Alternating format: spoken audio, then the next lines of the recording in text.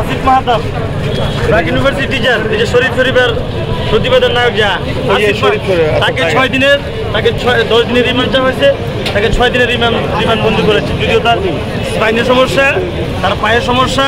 আজকে একজন শিক্ষককে এবং একজন সমন্বয়ককে যেভাবে রিমান্ড দেওয়া হয়েছে, আমি মনে করি ন্যায় বিচার পরিপন্থী। আমি এই রিমান্ডের ব্যাপারে মনে করি যে ন্যায় বিচার পান নাই এবং তাদের বিরুদ্ধে অন্যায় আদেশ হয়েছে। যে শরীফ শরীফের গল্পে যিনি ঢাকা ইউনিভার্সিটি টিচার প্রতিবাদ করেছিলেন একটি জেন্ডার ট্রান্সজেন্ডার নিয়ে, তার নাম হলো আসিফ মাহতাব উৎস, আজকে তাকেও ধরে নিয়ে আসা হয়েছে এবং সাথে জাহাঙ্গীরনগর বিশ্ববিদ্যালয়ের যে কোঠা বিরোধী ছাত্র আন্দোলনের যে সমন্বয়ক জাহাঙ্গীরনগর ইউনিভার্সিটি এবং আইআরএস স্টুডেন্ট আরিফ সোহেল এবং তাদের দুইজনের আজকে বনানী থানার মামলা নম্বর 18/7/24 এই মামলা তাদেরকে গ্রেপ্তার দেখানো হয়। এবং আপনারা জানেন যে আসিফ মাহতাব উৎসর মা সাংবাদিক সম্মেলন করেছিল যে তাকে 2-3 দিন যাবৎ খুঁজে পাওয়া যাচ্ছে না। তো যাই হোক, আজকে বিজ্ঞ আদালতে তাদেরকে তোলা হলো এবং বিজ্ঞ প্রসিকিউশন 10 দিনের রিমান্ড চেয়েছে।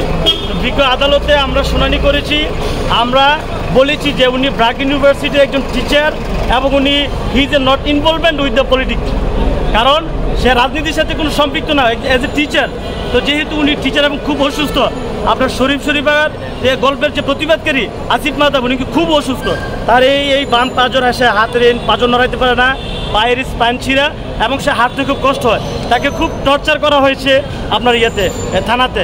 তারপর সে বলেছে যে আমাকে খুব টর্চার করা হয়েছে, এত শর্ত বিজ্ঞ আদালতকে বলা হয়েছে যে মহামান্য আদালত তাদেরকে থানায় নিয়ে খুব টর্চার করা হয়েছে এবং বিজ্ঞ আদালত আপনি যেহেতু 10 দিনের রিমান্ড চেয়েছে, খুব অসুস্থ বিবেচনা আপনি রিমান্ডটা নামঞ্জুর করে প্রয়োজনে জেল কেটে জিজ্ঞাসাবাদের সুযোগ দেন, আর না হয় তারা সুস্থ হওয়ার পরে বিজ্ঞ আদালত আপনি সুস্থ হওয়ার পরে প্রয়োজনে আবার তাদের রিমান্ড যদি আবার চাওয়া হয় কিংবা তখন হয়তো মঞ্জুর করবেন। কিন্তু দেখা গেল কি বিজ্ঞ আদালত 10 দিনের রিমান্ডের স্থলে 6 দিনের রিমান্ড মঞ্জুর করেছে।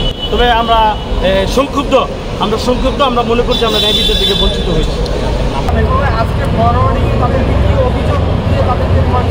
তাদেরকে বলা হয়েছে তাদের জিজ্ঞাসাবাদ করলে ওই ঘটনার বিষয়ে অনেক তথ্য পাওয়া যাবে এবং যারা পলাতক ছিল তাদের সম্পর্কে তথ্য পাওয়া যাবে।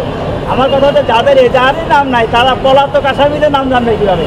আমি এজাহারে থাকলে না বলতে পারি আমার পলাতক অমুক ছিল, আমি তো এজাহারেই নাই, ওনার তো এজাহারেই নাম নাই, তো ওনাকে পলাতক খুঁজে পাওয়ার কি চিহ্ন আছে? এটা বর্তমানে যেটা চলছে, পলাতক আসামিদেরকে এইভাবে রিমান্ড নেওয়া হচ্ছে, এটা দেশের জন্য এবং আইনের ক্ষেত্রে এবং মানবাধিকার ক্ষেত্রে চরম ক্ষতিকর। আশা করি সরকার এটা বুঝতে পারবেন এবং দেশের আইন ও মানবাধিকার রক্ষায় সরকার এই যে ব্যবস্থা চলতেছে পুলিশের মাধ্যমে এটাকে বন্ধ করার প্রয়োজনীয় ব্যবস্থা নেবে।